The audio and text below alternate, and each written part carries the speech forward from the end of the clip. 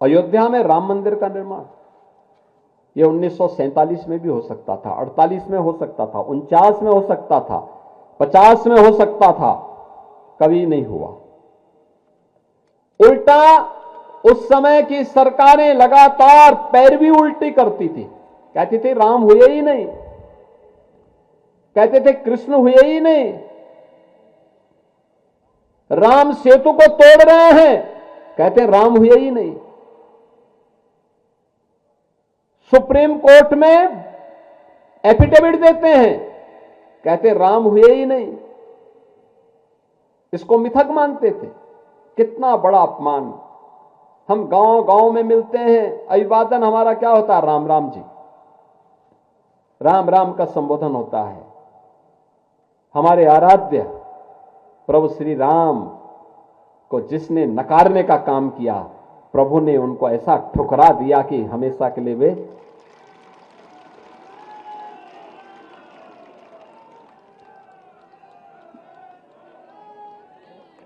आप सोचो ना, उन्होंने राम को ठुकराया, राम को नकारा, राम ने उनको ठुकरा दिया।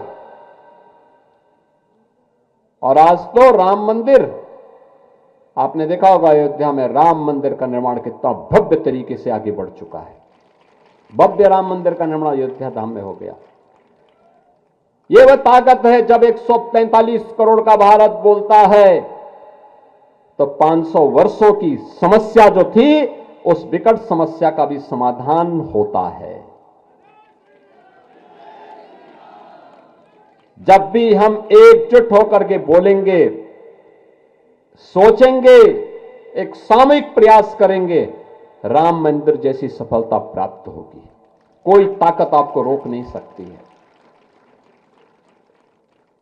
ऐसे ही काशी में काशी विश्वनाथ धाम बन गया। इससे पहले काशी में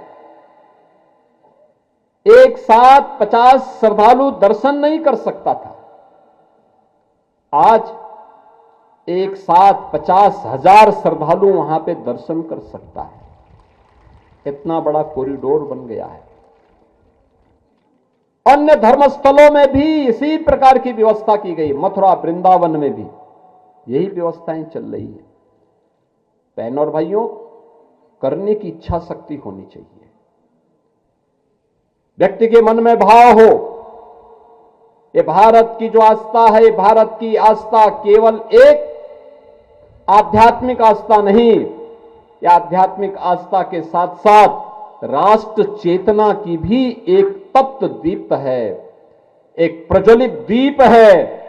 यह आस्था बनी रहेगी तो भारत की राष्ट्रीयता को भी ऊर्जा प्राप्त होती रहेगी, भारत की एकता बनी रहेगी।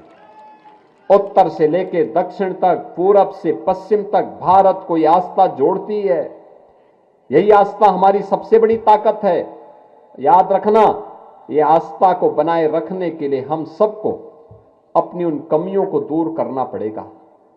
जो कमियां हिंदू समाज को अतीत में गुलामी की ओर लेके गई थी, जातिवाद, छुआछूत और अस्पृश्यता का भाव, दहेज प्रथा, बहु विवाह, बाल विवाह, नशा, इन सब से दूर रहते हुए हमें विशुद्ध रूप से देश और धर्म के हित में सोचना है, कार्य करना है। एक प्रयास होना चाहिए कि उम्र से कम के बच्चों को स्मार्टफोन न दें। मैं खास तौर पर माताओं से कहूंगा, बहनों से कहूंगा, कतई न दें। बच्चा रो रहा है तो उसको कुछ देर रोने दीजिए। वो नाराज हो रहा है, कुछ देर नाराज होने के बाद फिर ठीक हो जाएगा। एक ये जो स्मार्टफोन है, और जब दिन भर उसको देखता है ना, तो एक तो उसकी आंख की रोशनी पर प्रभाव पड़ता है।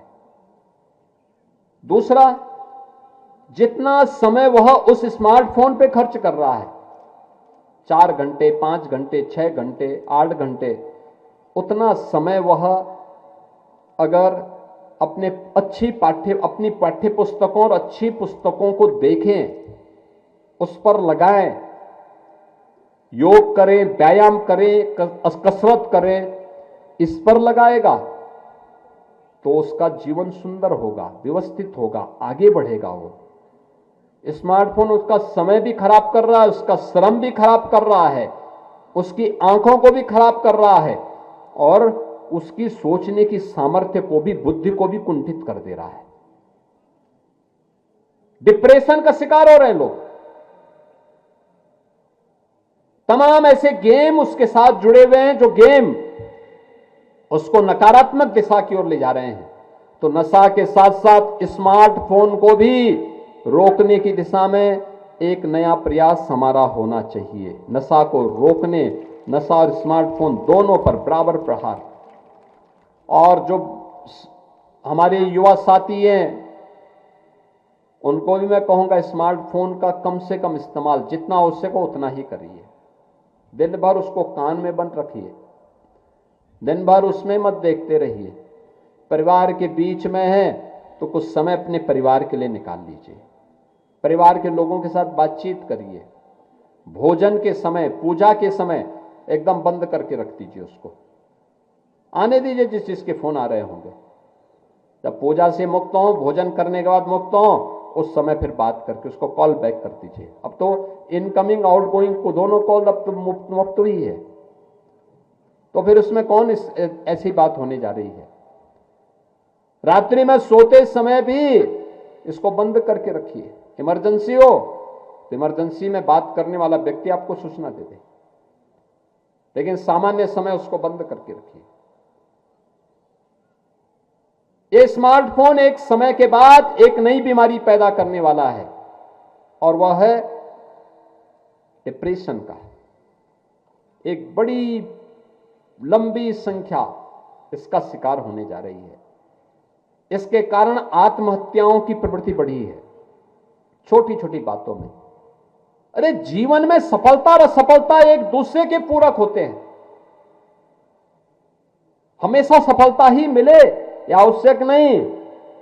याद रखना, व्यक्ति को अगर सफलता मिली है तो उसको विफलता के लिए भी तैयार रहना चाहिए, और अगर विफलता मिली है तो उस विफलता के कारण को ढूंढना और उस विफलता को अगली बार सफलता में बदलना, यही जीवन है। जीवन में सदैव सफलता नहीं मिलती है, कभी सफल होते हैं, कभी विफल होते हैं, और तब जीवन चलता है तो उसमें मजा भी आता है, अच्छा लगता है, सफलता की कीमत का एहसास होता है। हमें भी उसी प्रकार से जीवन में विफलता कहीं दिखती है, घबराना नहीं है, कभी घबराना नहीं।